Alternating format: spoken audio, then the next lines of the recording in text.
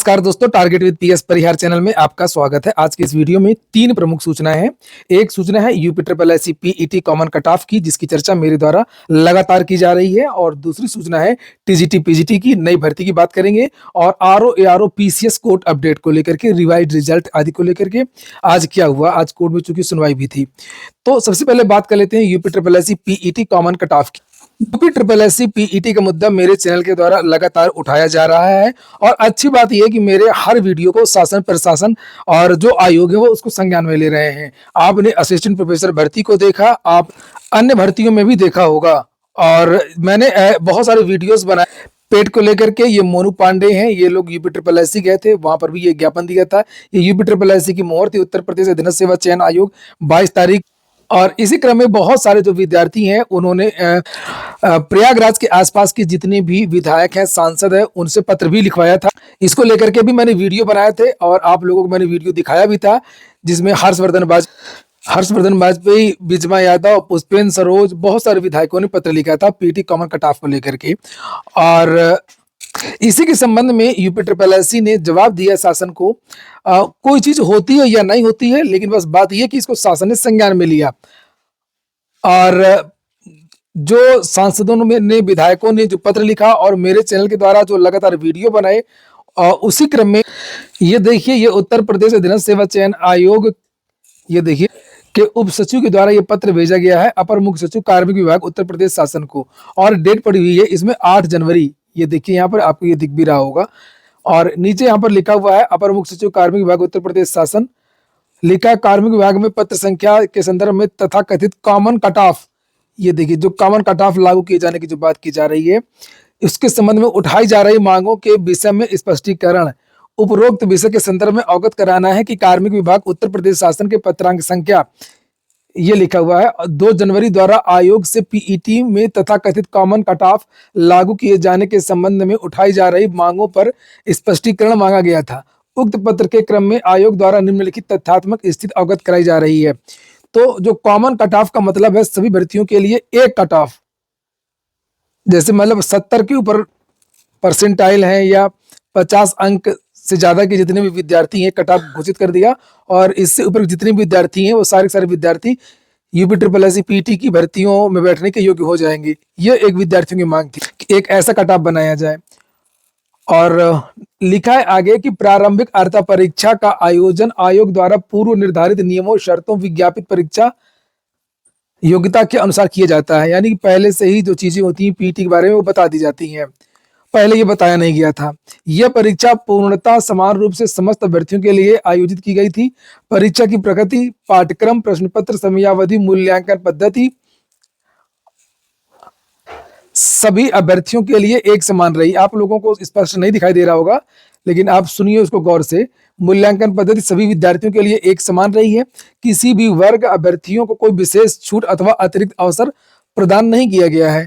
मतलब अपना बताया है इन लोगों ने, लेकिन जो बात की जा रही है उस मुद्दे पे अभी नहीं आ रहा है, नीचे आएंगे।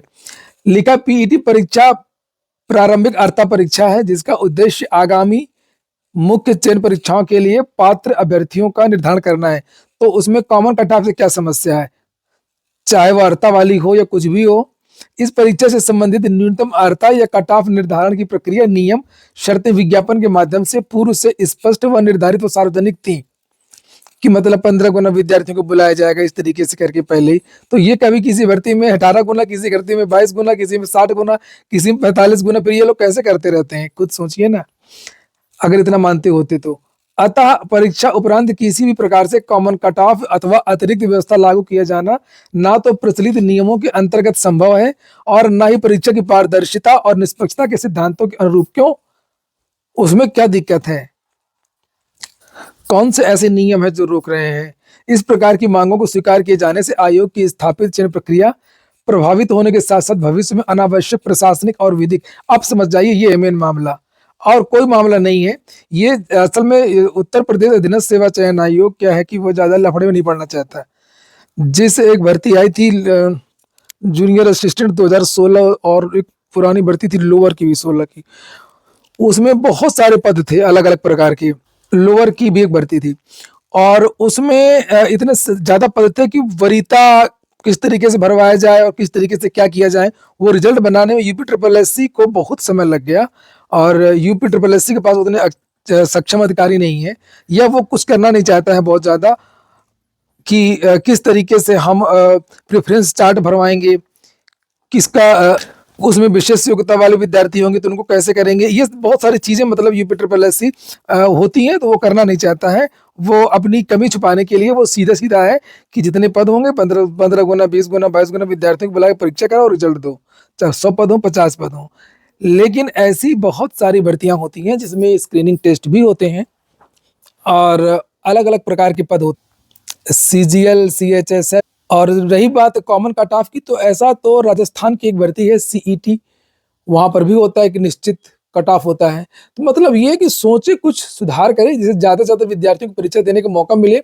लेकिन ये बात तर्कसंगत भी तो नहीं है। यूपी ट्रिपल एससी भी सोचे, ये बात भी तर्कसंगत नहीं है जो विद्यार्थी कहते हैं कि सारे विद्यार्थियों से आवेदन ले लिया जाता है, सब लोग कोर्स खरीदते हैं, कोचिंग में पढ़ते हैं, भ्रम में जीते हैं कि हमारा नंबर आएगा, हमारा नंबर आएगा, और बाद में उनका नंबर नहीं आता है।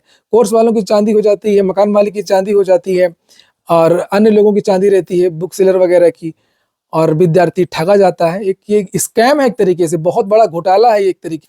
विद्यार्थियों के साथ में एक धोखा हो रहा है। विद्यार्थियों को पहले ही बता दीजिए कि आप लोग फेल हो चुके हैं, आप लोग किसी और भर्ती की तैयारी करिए, अगले पेट की तैयारी करिए, आप लोगों का कुछ नहीं होगा।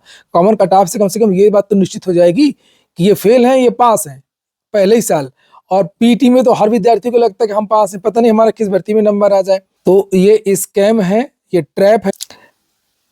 और स्नातक स्तरीय एक भर्ती होनी चाहिए, एक इंटर स्तरीय भर्ती होनी चाहिए, और जिन जिन भर्तियों में इंटरमीडिएट योग्यता है सारे विज्ञापन की एक परीक्षा करवा लिया जाए।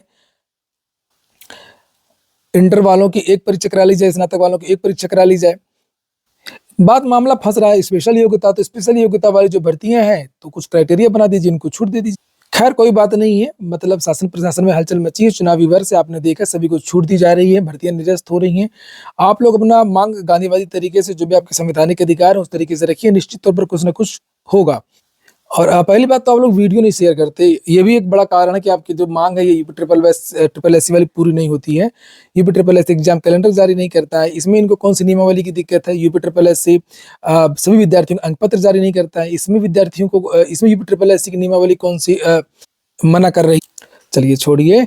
और अगली जो सूचना है वो है आपकी टीजीटी और पीजीटी की। फिर से एक नया पत्र जारी हुआ है, बड़ी भर्ती की तैयारी है टीजीटी पीजीटी की, और जिसे आप लोग यहाँ पर ये देख सकते हैं, ये अमरोहा का पत्र है। इसी तरीके से और भी जो DIOS हैं उनको भेजा गया है। लिखा अशासकीय सहायता प्राप्त माध्यमिक विद्यालयों में सीधी भर्ती के दिनांक 31 मार्च 2026 तक संभावित रिक्तियों को सम्मिलित करते हुए रिक्त पद जिनका अधियाचन चयन आयोग को प्रेषित किया जाना है। फिर से अधियाचन मांगा गया है, और ये शिक्षा निदेशालय जाएगा, शिक्षा निदेशालय से सीधे पहुंच जाएगा आपका शिक्षा सेवा चयन आयोग।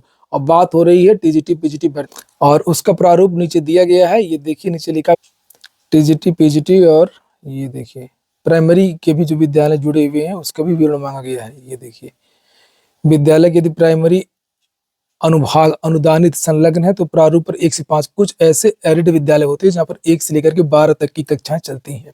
तो टीजीटी और पीजीटी को मांगा गया है, और जो ऐसे विद्यालय हैं वहां पर 1 to 5 जूनियर के जो भी पद है उनका भी विवरण मांगा गया है। ये देखिए ये पूरा कब से इनको मान्यता मिली, कितने अध्यापक हैं, कब ये सेवानिवृत्त हो रहे हैं, संस्था प्रधान के भी पदों का विवरण मांगा गया है, टीजीटी और प्रवक्ता का ये विवरण मांगा गया है, और ये प्राइमरी के अध्यापकों का भी विवरण मांगा गया है। ये प्रारूप नीचे आप लोग यहाँ पर ये देख रहे हैं।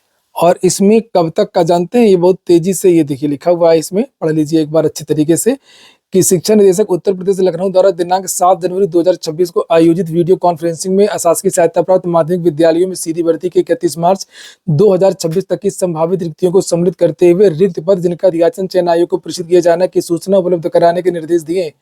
आपके द्वारा पूर्व में प्रेषित अधियाचन शिक्षा निदेशालय को प्रेषित किए गए जिन पर आरक्षण संबंधी आपत्ति पाई गई है। आरक्षण में पदों की गणना दशमलव में होने पर पूर्ण संख्या के पद एवं ईडब्ल्यूएस का आरक्षण सम्मिलित किया जाना है। तो अब आरक्षण में कुछ बदलाव होना है ईडब्ल्यूएस को लेकर के खास तौर से, अतः निर्धारित प्रारूप पर संलग्न करके इसे प्रेषित किया जाए, और उक्त सूचना 3 प्रतियों में 9 जनवरी को 2 बजे तक इस कार्यालय को प्राप्त कराना सुनिश्चित करें। तो ये 9 जनवरी तक ये भेजना है, बहुत तेजी से काम होना है और मार्च 26 तक के पद मांगे गए हैं। तो देखते हैं आखिरकार। और फिर अभी तो फिलहाल पोर्टल नहीं बना है, लेकिन उम्मीद यही है कि जनवरी के महीने में पोर्टल बनकर कंप्लीट हो जाएगा। अगली जो सूचना है वो आरओ पीसीएस कोड अपडेट को लेकर के है। मैंने इसको लेकर के वीडियो भी आज बनाया था। उत्तर प्रदेश लोक सेवा आयोग आज गए थे विद्यार्थियों का ये कहना है कि सुप्रीम कोर्ट ने भी कहा है कि जो प्रथम स्टेज की जो परीक्षा होती है, पहले चरण की जो परीक्षा होती है, उसमें भी अगर आरक्षित श्रेणी का कोई विद्यार्थी उसके नंबर ज्यादा है तो उसको माइग्रेट किया जाए, उसको जनरल की सीट दी जाए प्रारंभिक स्तर में ही। और विद्यार्थियों का ये कहना है कि अभी तक उत्तर प्रदेश लोक सेवा आयोग अगर ओबीसी का विद्यार्थी है प्रीलिम्स में या ईडब्ल्यूएस का है या एससी का है तो उसको उसी कैटेगरी में रखता है, उसके नंबर चाहे जनरल से भी ज्यादा हो। ये गलत है। अगर नंबर ज्यादा है, उसने कोई लाभ नहीं लिया है, तो उसको पहले प्रीलिम्स में ही ओबीसी में जनरल कैटेगरी में उसको रखा जाए, यानी कि ओपन कैटेगरी में उसको रखा जाए। इसको ओपन कैटेगरी कहते हैं। इसको लेकर के विद्यार्थियों ने कोर्ट में केस भी किया है। यही के जो विद्यार्थी थे वो जीत भी चुके थे, सिंगल बेंच से मामला डबल बेंच चला गया था। तो आरओ को लेकर के आज अर्जेंसी की फाइल विद्यार्थियों ने किया है। 19 तारीख को जो डेट है वो फिक्स कर दी गई है आरओ को, और शायद 22 तारीख को पीसीएस की डेट लगी है। और इसमें अभी हाल ही में सुप्रीम कोर्ट का एक ऑर्डर भी आया है राजस्थान का, वो कॉपी विद्यार्थियों ने आज लगाई है वहां पर, और ये यहाँ पर भी लगाएंगे।